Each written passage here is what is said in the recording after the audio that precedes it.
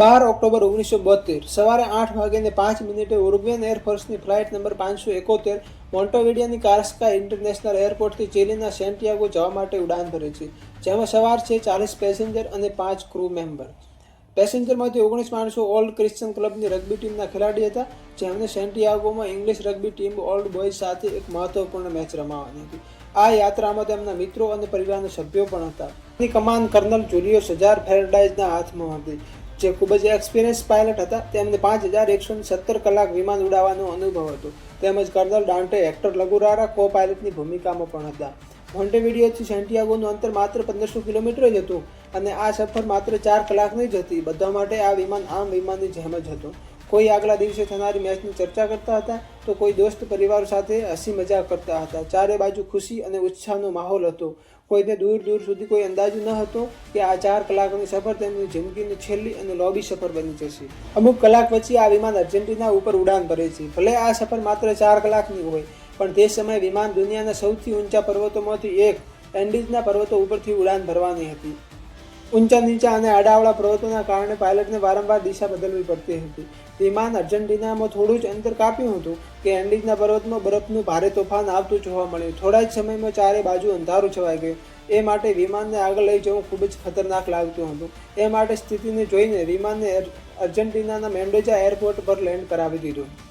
મોસમ સુધરતો આખો દિવસ વીતી ગયો અને જ્યારે 13 ઓક્ટોબરના દિવસે મોસમ સુધર્યું તો બપોરે 2:18 બીજી વાર ઉડાન ભરી. તરત જ વિમાન 18,000 ફૂટની ઊંચાઈ પર આકાશમાં ઘાટા વાદળોની વચ્ચેથી ઉડતું હતું. પણ આ સમયે વિમાનની કમાન પાયલટની જગ્યાએ કો પાયલટના હાથમાં હતી. અસલમાં પાયલટ ફેરાડાઇઝને આવા પહાડોમાં 29 વાર વિમાન ઉડાવવાનો અનુભવ હતો, પરંતુ કો પાયલટ લગુરારાને આવી જગ્યાએ વિમાન ઉડાવવાનો અનુભવ ન હતો. એટલા માટે કો પાયલટ લગુરારાને ટ્રેનિંગ માટે વિમાનની કમાન તેમના હાથમાં આપે છે અને આ તેમની સૌથી મોટી ભૂલ હતી. શરૂઆતમાં તો બધું ઠીક હતું. 1 કલાકની ઉડાન બાદ કોઈ પણ અવરોધ વગર પ્લાન્ચોન પાસ સ્થળ ઉપર પહોંચી ગયું, પરંતુ તેમને એવું લાગ્યું કે ક્યુરેકો શહેરની પાસે પહોંચી ગયા છીએ, પરંતુ અસલમાં આવું ન હતું. કો પાયલટને રડાર કવરેજ અને નેવિગેશન એરરથી એવું લાગ્યું કે વિમાન એન્ડીઝના પહાડોને પાર કરી અને ક્યુરેકો શહેરની પાસે પહોંચી ગયું છે. પણ અસલમાં વિમાન હજુ ક્યુરેકો શહેરથી 70 કિલોમીટર પૂર્વમાં હતું. પાયલટ ફેરાડાઇઝ પણ આ નેવિગેશન એરરને સમજી ન શક્યા અને વિમાન લોકેશનને મિસજજ કરી બેઠા. કો પાયલટ લગુરારા એક બીજી વાર ભૂલ કરી અને સેન્ટિયાગો એર ટ્રાફિક કંટ્રોલને જણાવ્યું કે તેઓ થોડી જ મિનિટોમાં ક્યુરેકો શહેર પહોંચી જશે. સેન્ટિયાગો નજીક છે એટલે વિમાનને નીચે ઉતારવા માટે ધીમે ધીમે નીચે લાવવા માંગે છે. સેન્ટિયાગો ટ્રાફિક કંટ્રોલે પણ કંઈ જાણ્યા વગર વિમાનને 3000 મીટર નીચે લાવવા કહ્યું. એના પછી જે થવાનું હતું એ 45 લોકોમાંથી કોઈએ ખરાબ સપનામાં પણ નહીં વિચાર્યું હોય. વિમાન ક્યુરેકોમાં ઉતરશે એવું વિચારીને પાયલટ વિમાનને 1000 મીટર નીચે લાવે છે. ત્યારે વિમાન અચાનક હલવા લાગે છે અને વિમાનમાં કંટ્રોલ લાઇટો પણ ચાલુ બંધ થવા લાગે છે. વિમાન નીચેની તરફ જતું દેખાય છે. પહેલાં તો પેસેન્જર પણ આવી પરિસ્થિતિમાં હસી મજાક કરે છે, પણ જ્યારે વિમાન બેકાબૂ થઈ અને ઉપર નીચે થવા લાગ્યું તો તરત ખુશાલ માહોલને ખોફ અને ગભરાટનું રૂપ ધારણ કરી લીધું. પેસેન્જરોએ ગભરાઈને સીટ બેલ્ટ લગાવી લીધા. બધાએ જ્યારે બહારની તરફ જોયું ત્યારે તો સન્ન રહી ગયા. વિમાન ઘાટા વાદળોમાંથી પસાર થતું અને ઊંચા પહાડો થોડા જ નજીક હતા. હવે તેમને મોત ખૂબ જ નજીક દેખાઈ રહ્યું હતું. વધતા પળોની સાથે તેમનામાં ગભરાટ વધતી હતી. ખોફ જલ્દી ચીસોમાં બદલવા લાગ્યું. પાયલટ અને કો પાયલટે વિમાનને ઊંચે લઈ જવા ખૂબ જ કોશિશ કરી, પણ તેને હવે ખૂબ જ મોડું થઈ ગયું હતું અને હવે જે થવાનું હતું એ કોઈના કંટ્રોલમાં ન હતું. થોડા જ સમયમાં વિમાનને ભયંકર ટકરાવ થવા લાગ્યા અને કોઈ કશું સમજે એના પહેલાં બપોરના 3:30 વિમાનનું જમણી બાજુની પાંખ પહાડને અથડાઈ અને વિમાનથી સાવ અલગ થઈ ગઈ. હજુ પેસેન્જર ગભરાટથી બહાર જ નહોતા નીકળ્યા કે તરત જ વિમાનનો પાછળનો ભાગ પણ ઊંચા પર્વતોને અથડાઈ અને એ પણ વિમાનથી અલગ થઈ ગયો. પાછળનો ભાગ તૂટવાથી વિમાન હવે ખુલ્લું થઈ ગયું હતું અને ખુલ્લા વિમાનમાંથી 3 પેસેન્જરને હવાનું દબાણ સીટ બેલ્ટ સાથે બહાર લઈ ગયું, જે બરફના પહાડોને અથડાઈ અને થોડી જ સેકન્ડોમાં દર્દનાક મોત થઈ. આ ટકરાવથી 2 ક્રૂ મેમ્બરને પણ ખૂબ જ ઈજા થઈ અને તેમણે પણ તે જ જગ્યાએ દમ તોડી દીધો. પણ આ મોતના ઉડાનનો હજુ અંત બાકી હતો. વિમાન ટુકડાઓમાં વહેંચાઈ ગયું હતું. ત્યારે ફરીથી એકવાર અથડાય છે અને ડાબી બાજુની પહોંચ પણ તૂટી જાય છે. હવે વધેલા વિમાનનો મેઇન ભાગ બેકાબૂ થઈ અને બરફવાળા ઢાળોમાં 350 કિલોમીટર પ્રતિ અવરની ઝડપે નીચેની તરફ રસડાઈ રહ્યું હતું. જીવતા બચેલા પેસેન્જર ડરથી ચીસો પાડી રહ્યા હતા અને ભગવાન પાસે એમના જીવનની ભીખ માગી રહ્યા હતા, પણ આવી બર્ફીલી પહાડોમાં તેમને બચાવવાવાળું કોઈ ન હતું. વિમાનનો મેઇન ભાગ 725 મીટર ઢસડાઈ અને એક ખાઈમાં જઈ પડ્યો. થોડા સમય માટે ત્યાં મનુષ્ય સન્નાટો થઈ ગયો. ચારે બાજુ બસ બરફ તૂટેલા વિમાનના ટુકડાઓ અને મોતની જગ્યા હતી. જ્યારે વિમાનનો તૂટેલો ભાગ ઢસડાતો જેવો જ ઊભો રહ્યો કે તરત જ બચેલા પેસેન્જર જીવ બચાવવા ચીસો પાડવા લાગ્યા. કોઈ દર્દથી ચીસો પાડી રહ્યા હતા તો કોઈ પોતાના પ્રિયજનોના ખોઈ જવાના દુઃખમાં હતા. કેટલાક પેસેન્જર બેહોશ થઈ ગયા હતા તો કેટલાક સદમામાં જઈ રહ્યા હતા. જેને કોઈ થોડી ઈજા થઈ હતી તેઓ પોતાના સીટ બેલ્ટ ખોલી અને બહાર આવવાનો પ્રયત્ન કર્યો. વિમાનના તૂટેલા ભાગમાંથી સતત ફ્યુલ નીકળી રહ્યું હતું. તેની ગંધ પૂરી હવામાં ફેલાઈ ગઈ હતી. બધાને ડર હતો કે થોડી પણ આગની ચિનગારી નીકળી તો આ તૂટેલા વિમાનનો ભાગ પણ આગનો ગોળો બની જશે. આ ડરથી ઘણા પેસેન્જરને લાગ્યું હોવાથી પણ તે જમીનને ઘસડાઈ અને વિમાનની બહાર નીકળવાનો પ્રયત્ન કરે છે. આમાં વધુ 9 પેસેન્જરોનું દર્દનાક મોત થઈ જાય છે. હાલ સુધી 45માંથી 12 લોકો પોતાનો જીવ ગુમાવી ચૂક્યા હતા. પાયલટ ફેરાડાઇઝનું પણ તે જ જગ્યાએ મોત થઈ ચૂક્યું હતું. જીવતા રહેલા 33 લોકો પણ ગંભીર રીતે ઘાયલ થઈ ગયા હતા.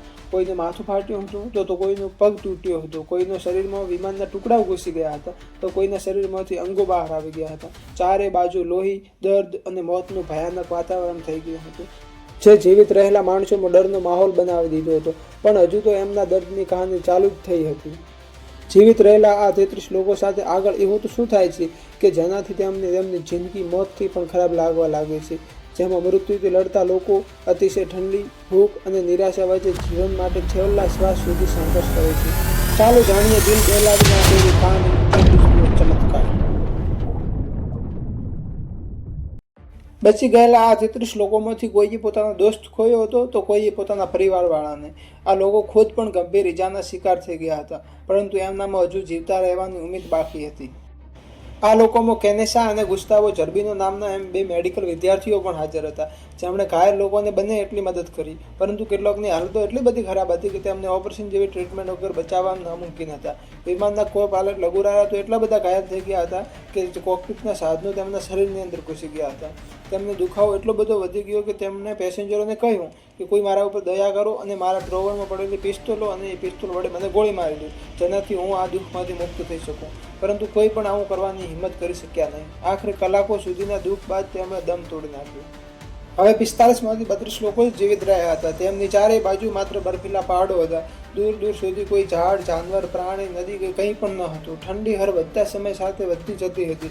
ન તો તેમની પાસે કોઈ ગરમ કપડાં કે ન તો કોઈ એવી જગ્યા હતી કે જ્યાં તેઓ ઠંડીથી બચી શકે. જેવી રાત પડી કે શરીરને થીજાવી નાખે એવી ઠંડી પડવા લાગી અને ભારે બરફ પણ પડી રહ્યો હતો, જેનાથી લોકોની હાલત ખરાબથી ખરાબ થવા લાગી હતી. એમાંથી 5 લોકો જે વધારે ઘાયલ હતા એ આ ઠંડીને ખમી ન શક્યા અને તેમણે ત્યાં જ દમ તોડી નાખ્યો. હવે માત્ર 27 લોકો જ જીવિત રહ્યા હતા. તેમની આંખોની સામે તેમના જ લોકો મરતા જોઈને તે સમજી ગયા હતા કે જો આ ઠંડીથી બચવા માટે કોઈ જગ્યા ન શોધી તો એન્ડિઝની ભયાનક ઠંડી એમનો પણ જીવ લઈ લેશે. એટલા માટે બધા ભેગા મળી અને તૂટેલા વિમાનમાંથી સીટો વગેરે બહાર કાઢી અને એને એક ઝૂંપડીમાં બદલી નાખે છે. ઠંડીથી બચવા પાછળના ભાગે બેગ અને સીટો વડે તેને બંધ કરી નાખે છે, જેમાંથી હવા અંદર ના આવી શકે. હવે તેમને ઠંડીથી બચવા માટે થોડી રાહત મળી હતી. સાથે સાથે એમને એવો વિશ્વાસ હતો કે ગમે તેમ કરીને આ એક જ રાત વિતાવવાની છે અને આવતીકાલે એમને બચાવવા માટે કોઈને કોઈ રેસ્ક્યુ ટીમ આવી જશે. પણ આ એમની સૌથી મોટી ભૂલ સાબિત થવાની હતી. અસલમાં વિમાન દુર્ઘટનાના પહેલા કો પાયલટે સેન્ટિયાગો એર ટ્રાફિક કંટ્રોલને વિમાન ઉતારવા માટે સંપર્ક કર્યો હતો. એના પછી કેટલાય કલાકો પછી પણ ત્યાં વિમાન ઉતર્યું નહીં અને ન તો તેમનાથી કોઈ સંપર્ક થયો. આનાથી સેન્ટિયાગો ટ્રાફિક કંટ્રોલને કોઈ દુર્ઘટનાની શંકા થઈ ગઈ હતી. એટલા માટે એ જ દિવસે Chilean air search and rescue service team 4 એરક્રાફ્ટમાં સવાર થઈ અને કો પાયલટના લાસ્ટ લોકેશનની જગ્યા વિમાનને શોધવાનો પ્રયાસ કરે છે, પરંતુ તેમને ત્યાં વિમાનનું નામો નિશાન મળતું નથી. ત્યારબાદ આગલા દિવસે ચિલી, અર્જેન્ટિના અને ઉરુગ્વેના 11 એરક્રાફ્ટ આ ગુમ થયેલા વિમાનની શોધમાં નીકળી પડે છે. કેટલાક એરક્રાફ્ટ દુર્ઘટના સ્થળના ઉપરથી ઉડે છે, પરંતુ તેમને નીચે કશું નજર આવતું નથી. પૂરો વિસ્તાર સફેદ ચાદરથી ઢંકાયેલો હતો અને વિમાન પણ સફેદ રંગનું હતું, એટલા માટે નીચે કશું પણ ન જોઈ શક્યા. એકવાર એરક્રાફ્ટ દુર્ઘટના સ્થળની ઉપરથી ઉડી રહ્યો હતો ત્યારે નીચે રહેલા લોકો જોરથી મદદ માંગી રહ્યા હતા, પરંતુ રેસ્ક્યુ ટીમો તેમને પણ નોટિસ કરી શક્યા નહીં. એના પછી આ લોકો મહિલાઓના બેગમાંથી લિપસ્ટિકો ભેગી કરે છે અને તૂટેલા વિમાનની છત ઉપર મોટા અક્ષરે SOS લખે છે, જેનાથી બીજી વાર કોઈ રેસ્ક્યુ ટીમ એમના ઉપરથી ઉડે તો આ SOS જોઈ લે. પરંતુ તેમની પાસે પૂરી લિપસ્ટિક પણ ન હતી કે જેનાથી SOS પૂરી રીતે લખી શકાય. બીજી વાર જ્યારે તેમની ઉપરથી એરક્રાફ્ટ ઉડે છે ત્યારે તેમનું ધ્યાન આકર્ષિત કરવા માટે બેગ વગેરેને તેઓ બરફની ઉપર લાવે છે કે જેનાથી તેઓ બેગ વગેરેને જોઈ શકે, પરંતુ આ પણ કોશિશ તેમની સફળ થતી નથી. એરક્રાફ્ટ એક વાર નહીં, 2 વાર નહીં, પરંતુ 3 વાર ઉપરથી ઉડવા છતાં પણ તેમને કોઈ જોઈ શક્યા નહીં. પેસેન્જરો આ વાતથી ખૂબ જ નિરાશ થયા હતા, પણ એમને હજુ ઉમેદ હતી કે આજ નહીં તો કાલે, કાલ નહીં તો પરમ દિવસે એમને શોધી રહેશે. આ જ વિશ્વાસે એમની પાસે જે ખાવા પીવાની વસ્તુઓ હતી એ બધી એક જ જગ્યા ભેગી કરે છે. બધા જ સામાન ખંખોડ્યા પછી તેમને ચોકલેટ, જામ, ડ્રાયફ્રૂટના પેકેટ અને વાઇનની બોટલો મળે છે. બધા મળીને એવું નક્કી કરે છે કે આના ઉપર બધાનો સમાન હક રહેશે. હરરોજ થોડી થોડી વસ્તુઓ ખાય છે. એના પછી કોઈએ ચોકલેટના નાના ટુકડાથી દિવસ કાઢ્યો તો કોઈએ વાઇનના એક ઢક્કણથી જ પોતાની ભૂખ અને તરસ મટાડી. હવે તેમની પાસે પીવા માટે પાણી ન હતું, એટલે એક પેસેન્જર સીટના ધાતુનો ઉપયોગ કરી અને સોલર પાવર્ડ વોટર કલેક્ટર બનાવ્યું કે જેનાથી બરફને પાણીમાં ફેરવી શકાય. હજુ એમની જોડે એક બીજી તકલીફ એ હતી કે જ્યારે સૂર્યના કિરણો બરફ ઉપર ટકરાઈ અને એમના ઉપર પડતા હતા તો તેનાથી તેમની આંખો ખરાબ થઈ શકતી હતી. એના માટે કરી અને વિમાનના તૂટેલા પ્લાસ્ટિકનો કાચનો ઉપયોગ કરી અને તેમાંથી 3 જોડી ચશ્મા તૈયાર કરે છે.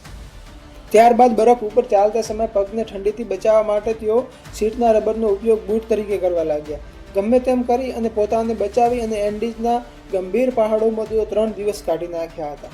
રાતના સમય તાપમાન -30°C સુધી આવી જતો હતો. આવી ઠંડીમાં રાતનો હર સમય તેમને મોતની સામે લડાવી રહ્યો હતો. આ ઠંડી તેમની તબિયત ખરાબી કરી રહી હતી. તબિયત સુધારવા તેમની પાસે ન તો કોઈ દવા હતી કે ન તો કોઈ કપડાં કે ન તો તેમને ભૂખ મરી શકે એટલું બધું ખાવાનું હતું, તો માત્ર બરફ અને મોતનો ડર. દરેક વધતો સમય તેમની હિંમતની પરીક્ષા લઈ રહ્યો હતો. બીજી બાજુ સર્ચ ટીમ ઓપરેશન શરૂ કર્યાના 3 દિવસ વીતી ગયા હતા, પણ હજુ તેમને કોઈ સફળતા મળી ન હતી. એક પછી એક એમ કુલ 8 દિવસ વીતી ગયા હતા. એમ 8 દિવસ વીત્યા છતાં પણ જ્યારે તેમને કશું હાથ ન લાગ્યો તો સર્ચ ઓપરેશન એમ કહીને બંધ કરી દેવામાં આવ્યું કે આવા એન્ડીઝના ભયાનક વાતાવરણમાં કોઈ પણ પેસેન્જર જીવિત રહ્યું નહીં હોય. અહીં બચી ગયેલા લોકોની 8મા દિવસ સુધી હાલત ખૂબ જ ખરાબ થઈ ગઈ હતી. એમની પાસે ખાવાની બધી જ વસ્તુઓ પૂરી થઈ ગઈ હતી અને ભૂખથી પીડાઈ રહ્યા હતા. શરીર પણ દુબળા પડી ગયા હતા. દરેક વધતા દિવસની સાથે જીવતા રહેવાની આશા પણ ઓછી થઈ રહી હતી. ભૂખ મટાડવા માટે કેટલાક લોકો સીટનું કોટન કાઢી અને ખાવા લાગ્યા, તો કેટલાક ચંપલના ચામડાને પણ ખાવા લાગ્યા. પણ આવું કરવાથી ભૂખ થોડી જ મટવાની હતી, ઉલટાનું તેમને વધારે બીમાર કરી દીધા હતા. સૌથી વધુ તો ચિંતા તેમને ત્યારે થવા લાગી કે જ્યારે તેમને એક તૂટેલા વિમાનમાંથી રેડિયો મળે છે. ગમે તેમ કરી અને આ રેડિયો ચાલુ કરે છે, પરંતુ આ રેડિયો માત્ર એક બાજુ જ સાંભળી શકતા હતા. તેમાંથી કોઈ મેસેજ કે વાત પણ કરી શકતા ન હતા, એટલે કે સામે કોઈ મેસેજ મોકલી શકતા ન હતા. બધા લોકો કાન રાખી અને સાંભળી રહ્યા હતા કે તેમને બચાવવા માટે બહાર શું કરી રહ્યા છે. થોડા સમય પછી તેમને લગતી એક ન્યૂઝ સંભળાય છે. ખબર સંભળાય છે કે તેમને મૃત માની અને સર્ચ ઓપરેશન બંધ કરી દીધું છે.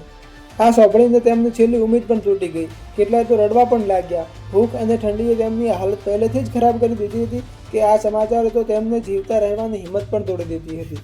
ભૂખ એટલી બધી વધી ગઈ હતી કે એ હવે જે કદમ ઉઠાવવા જાય છે એની કોઈ કલ્પના પણ નહીં કરી હોય. આમાંથી કેનેસા નામનો એક પેસેન્જર વિમાનની બહાર આવે છે અને જે મૃત લોકો પડ્યા હતા એમાંથી એકની બોડીને લઈ અને કાચના ટુકડા વડે તોડીને ખાવા લાગે છે. બાકીના લોકો જ્યારે આ જોવે છે ત્યારે તેમના હોશ પણ ઉડી જાય છે. ઘણા લોકો તેમને ખરું ખોટું સંભળાવે છે, પણ જ્યારે ભૂખ્યા રહી અને દિવસો વીતી રહ્યા હતા ત્યારે એક પછી એક એમ કરીને બધાએ પોતાના જ સાથીઓના મૃતદેહ ખાવાનું શરૂ કરે છે. જે લોકોનો દેહ ખાઈ રહ્યા હતા એમનો જ હસતો ચહેરો તેમની સામે ફરી રહ્યો હતો. કેટલાક લોકો જે ઘણા ધાર્મિક હતા એમને આવું કરવું પાપ લાગતું હતું. એ લોકોએ આવું ન કર્યું, પણ છેલ્લે સુધી જીવતા રહેવા માટે એમણે પણ ખાવાનું શરૂ કર્યું. એમાંથી એક પેસેન્જર પેરાડો માટે આ ખૂબ જ દર્દનાક હતું, કેમ કે આમાંથી તેની મા અને બહેન પણ મૃત્યુ પામ્યા હતા. એ નહોતો ઈચ્છતો કે તેની મા અને બહેનના દેહને પણ તેમનું ભોજન બનાવી લે, એટલા માટે તે તેમને બહેન અને માના શરીરને ચોંટીને બેઠો હતો. પણ ધીમે ધીમે એમને પણ ખબર પડી કે ભૂખ માણસને કશું પણ કરાવી શકે છે. એટલા માટે તે બધા આગળ રોઈને કહેવા લાગ્યો કે તેની મા અને બહેનના શરીરને છેલ્લે ખાવામાં આવે. બધા આ વાત સાથે સંમત થયા અને બધાએ એકબીજાને પરમિશન આપી કે તેમના મર્યા પછી તેમના શરીરને બધા ખાઈ શકે છે. આ બધું શરીર કંપાવી નાખે એમ હતું. વિચારવા જેવું છે કે આખરે આનાથી ખરાબ એમના સાથે શું થઈ શકે એમ હતું. આવા અસહ્ય સંજોગોમાં પણ કિસ્મત હજુ પણ તેમની કસોટી લઈ રહી હતી. ભૂખ, ઠંડી અને લાચારી સામે લડતા લડતા તેમણે આવી બર્ફીલી પહાડીઓમાં 16 દિવસ વિતાવી ચૂક્યા હતા. જ્યારે 16મા દિવસની રાત થઈ ત્યારે ઠંડીથી બચવા એકબીજાને વળગીને સૂઈ રહ્યા હતા. ત્યારે અંધારી રાતમાં એક ભયાનક ગર્જના સંભળાય છે અને બરફનું એક ભયાનક તોફાન આવે છે. કોઈ કશું સમજે એના પહેલા વિમાનની દીવાલ તૂટવા લાગી અને દેખતા દેખતા બરફનું ભારે તોફાન એમના ઉપર આવી પડ્યું. કેટલીક સેકન્ડોમાં તો પૂરું વિમાન અને માણસો બરફની નીચે દટાઈ જાય છે. નીચે તેમને ગુંગળામણ થવા લાગે છે અને કેટલાક જેનામાં થોડી હિંમત બાકી હતી તેઓ બરફથી નીચેથી બહાર આવવાનો પ્રયત્ન કરે છે અને તેમના મિત્રોને પણ શોધવાનો પ્રયત્ન કરે છે. સાથી મિત્રોને બહાર કાઢતા કાઢતા બરફમાં 8 લોકોનું ઠંડી અને ગુંગળામણના કારણે મોત થઈ જાય છે. આગળના 2 દિવસ સુધી આ તોફાને બચેલા 19 લોકોની જિંદગી નરક બનાવી દીધી હતી. 1 નવેમ્બરના દિવસે જ્યારે મોસમ સુધર્યું ત્યારે આ બાકીના 19 લોકોને થોડી રાહત મળી. ત્યારે સૂર્ય બહાર નીકળ્યો અને લોકો પોતાને ખુદને ગરમ રાખવાનો પ્રયત્ન કરે છે. હવે વધેલા 19 લોકોએ નક્કી કર્યું કે જો તેમને જીવિત રહેવું હોય તો ખુદ જ કોઈ રસ્તો નીકાળવો પડશે. આખરે કેટલા દિવસ હાથ પર હાથ ધરીને મોતની રાહ જોઈ. એમણે નક્કી કર્યું કે તેઓ પહાડો ઉપર ચડી અને આગળ વધશે અને શક્ય છે કે ત્યાં કોઈ વસ્તી, વૃક્ષો, નદી કે જાનવર મળી જાય. એમણે પ્લેન દુર્ઘટના પહેલા વારંવાર કહેતો સાંભળ્યું હતું કે તેઓ ક્યુરિકો શહેરની ઉપર ઉડી રહ્યા છે, એટલે એમને વિશ્વાસ હતો કે તેઓ થોડા જ કિલોમીટર પશ્ચિમ તરફ જશે તો ચીલીની સરહદ સુધી પહોંચી જશે. હવે આ બચેલા 19 લોકોમાંથી કેનેસા, વિજિન્ટન અને પેરાડો કે જેમની શારીરિક સ્થિતિ સારી હતી, એટલે આ ત્રણેય આગળ વધી અને મદદ શોધવાનું નક્કી કર્યું. પેરાડો માટે આ એક મોકો હતો કે જો તે આ આગળ વધી અને મદદ શોધવામાં સફળ રહ્યો તો કદાચ તેમની મા અને બહેનના શરીરને સાથીઓને ખાવી નહીં પડે. જ્યારે નક્કી થઈ જાય છે કે કેનેસા, પેરાડો અને વિજિન્ટન મદદ શોધવા માટે પહાડો ઉપર જશે ત્યારે વધેલા 16 લોકોએ તેમના ભાગનું ખાવાનું પણ તેમને આપી દે છે કે જેનાથી સફર દરમિયાન તેમની તબિયત સારી રહે. ઠંડીથી બચવા માટે તેમણે શર્ટ ઉપર શર્ટ અને જીન્સ પહેરી લીધા અને ત્રણેય સફર પર નીકળી પડ્યા. પહેલાં તો તેઓ પશ્ચિમ તરફ ચાલ્યા, પરંતુ થોડા સમયમાં જ બરફના મોટા પહાડે તેમનો રસ્તો રોકી લીધો. હવે તેઓ પશ્ચિમના બદલે પૂર્વમાં ચાલવા લાગ્યા અને એમને વિશ્વાસ હતો કે આ પહાડ આગળ જઈને વળાંક લેશે અને એ ચીલી તરફ લઈ જશે. 15 નવેમ્બરના દિવસે લગભગ 1.5 કિલોમીટર અંતર કાપ્યા પછી તેમને વિમાનનો પાછળનો તૂટેલો ભાગ મળ્યો, જેમાં કેટલીક ચોકલેટ, 3 મોસ પેટીસ, થોડી બોટલો, કપડાં, દવાઓ અને વિમાનની બેટરી મળે છે. ત્રણેય અહીંયા રાત વિતાવે છે અને આગલા દિવસે પૂર્વની તરફ આગળ વધે છે. પહાડો ઉપર ચડતા રાતમાં ખૂબ જ ઠંડી અને ગભરાટથી ધ્રુજી રહ્યા હતા, એટલા માટે તેઓ પાછા તૂટેલા વિમાનના પાછલા ભાગ જ્યાં મળ્યો હતો એ જગ્યા પાછા આવે છે. અહીં તેમને વિમાનની બેટરી મળી હતી. એ દ્વારા તેઓ રેડિયો અને ટુ વે કોમ્યુનિકેશનને ચાલુ કરવા માંગતા હતા અને તેના દ્વારા તેઓ સેન્ટિયાગોમાં SOS મેસેજ પણ મોકલવા માંગતા હતા. એના માટે તેઓએ આ ભારે બેટરીને જ્યાં રેડિયો મળ્યો હતો એ જગ્યા લઈ જવી બહુ જ મુશ્કેલ લાગતી હતી. એટલા માટે તેઓ પહેલા સ્થાને જાય છે અને રેડિયો લઈ અને પાછા એ જગ્યા આવે છે. સાથે સાથે રોય હાર્લી નામના વ્યક્તિને પણ સાથે લઈને આવે છે કે જેને થોડા ઘણા ઇલેક્ટ્રોનિક્સની સમજ હતી. રોય હાર્લી બેટરી વડે રેડિયોને ચાલુ કરવાનો પ્રયત્ન તો કરે છે, પરંતુ સમસ્યા એ હતી કે રેડિયો ચાલુ કરવા માટે 115 વોલ્ટ AC પાવરની જરૂર હતી, જ્યારે બેટરી તો 24 વોલ્ટ DCની જ હતી. ઘણા પ્રયાસો પછી પણ રેડિયો ચાલુ ન કરી શક્યો તો બેટરીને ત્યાં જ મૂકીને ચારેય પહેલા સ્થાને પહોંચી જાય છે, એટલે કે જ્યાં જૂની ક્રેશ સાઇટ હતી એ જગ્યાએ પહોંચી જાય છે. ત્યાં પહોંચ્યા એટલે તો બીજા 2 વ્યક્તિઓનું મૃત્યુ થઈ ચૂક્યું હતું. હવે માત્ર 17 લોકો જ બચ્યા હતા. દેખતા દેખતા તેઓએ આવી બર્ફીલી પહાડીઓમાં 60 દિવસ પસાર કરી ચૂક્યા હતા. ઠંડી અને ભૂખના કારણે તેઓ બીમાર થઈ ગયા હતા અને વજન પણ તેમનું ઘટી ગયું હતું. કેનેસા, પેરાડો અને વિજિન્ટન એમને પાછો આવ્યાને ઘણો સમય થઈ ગયો હતો. કેનેસા તો સંપૂર્ણપણે હાર માની લીધી હતી. એને લાગ્યું કે આવી બર્ફીલી પહાડીઓમાં એમને કોઈ મદદ મળવાની નથી, પરંતુ પેરાડો બેઠા બેઠા મૃત્યુની રાહ જોવાનું તો માંગતો, એટલા માટે તેમણે ગમે તેમ કરી અને કેનેસાને પહાડો ઉપર ચડવા માટે મનાવી લે છે. એના પછી કેનેસા, પેરાડો અને વિજિન્ટન 12 ડિસેમ્બરના દિવસે ફરીથી એકવાર યાત્રામાં નીકળી પડે છે. આ વખતે તેઓ પશ્ચિમમાં 12,020 ફૂટ ઊંચાઈ પર બર્ફીલા પહાડો ઉપર ચડવાનું નક્કી કરે છે. ત્રણેય પાસે ન તો કોઈ ચડવા માટે સાધન કે ન તો કોઈ ઉપાયંત્ર હતું. એમને પર્વત ચડવાનો અનુભવ પણ ન હતો. એમને નક્કી કરી લીધું કે કાં તો તેઓ મદદ લાવશે, કાં તો તેઓ ચાલતા ચાલતા જીવ ગુમાવી દેશે. પર્વત ખૂબ જ ઊંચા હોવાથી ચડતો ચડતો ઓક્સિજન લેવલ પણ ઘટતો હતો, જેનાથી શ્વાસ લેવામાં પણ તકલીફ થતી હતી. 3 દિવસની ચઢાણ બાદ તેઓ 14,774 ફૂટનું. એમને વિશ્વાસ હતો કે એટલા ઊંચા પર્વત પર ચડ્યા બાદ ચીલીની સરહદ કે કશું દેખાશે, પરંતુ એને વિપરીત હજુ ચારે બાજુ બરફ જ દેખાતો હતો. તેમની પાસે દુઃખ મનાવવાનો સમય ન હતો. ફરીથી તેમણે હિંમત કરી અને આગળ વધવાનું નક્કી કરે છે, પરંતુ સમસ્યા એ હતી કે હવે તેમની જોડે 3 જણનું ખાવાનું ન હતું. એટલા માટે સફર કેટલી લાંબી બનશે એ પણ નક્કી ન હતું. એટલા માટે કરી અને વિજિન્ટનને પાછળ મોકલી દેવાનું નક્કી કરે છે. ત્યારબાદ કેનેસા અને પેરાડો આગળ વધવાનું નક્કી કરે છે. હર વધતા ડગલાની સાથે તેમને થાક અને હતાશા વધતી હતી, પણ મનમાં એક જ ઉમેદ હતી કે મૃત્યુ સુધી પહોંચતા પહેલાં કદાચ એમને એ મળી જાય જેની તેમને જરૂર છે. 7 દિવસ સુધી સતત ચાલતો 18 ડિસેમ્બરના દિવસે બરફ થોડો થોડો ઓછો થઈ રહ્યો હતો. થોડા આગળ વધતા પેરાડોને એક પાણીનો અવાજ સંભળાય છે. બંને દોડીને ત્યાં જોવે છે તો પાણીનું એક ઝરણું નદી તરફ જઈ રહ્યો હતો. આ જોઈને બંનેમાં ખુશીનો પાર નથી રહેતો. એમને વિશ્વાસ હતો કે આ ઝરણું કોઈ મોટી નદીને મળતી રહેશે. સતત 2 દિવસ સુધી આ ઝરણાની દિશામાં ચાલે રહે છે. યાત્રાના 9મા દિવસે એમને એવી પર્વતમાળાઓ દેખાય છે કે જેમના ઉપર બરફ ન હતો, અને એમને વિશ્વાસ આવી ગયો કે આ પર્વતમાળા જ તેમને બહાર લઈ જવાનો રસ્તો બની જશે. આગળ ચાલતો તેમને માણસોના રહેઠાણના સંકેતો મળી રહ્યા હતા. તેનાથી વધારે આગળ ચાલતો તેમને હરિયાળી અને ગાયો ચરતી દેખાય છે. કેનેસા અને ફેરાડાઇઝ જલ્દીથી એ નદી પાસે જાય છે અને ત્યાં જ રાત વિતાવવાનું નક્કી કરે છે. પણ એ સમય નદીની બીજી બાજુ 3 ઘોડેસવાર દેખાય છે.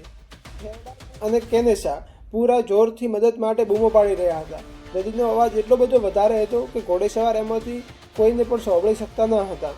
નદીના વધારે અવાજથી તેમને કશું સંભળાતું ન હતું, પણ એમાંથી એક શબ્દ સંભળાય છે, આવતીકાલે.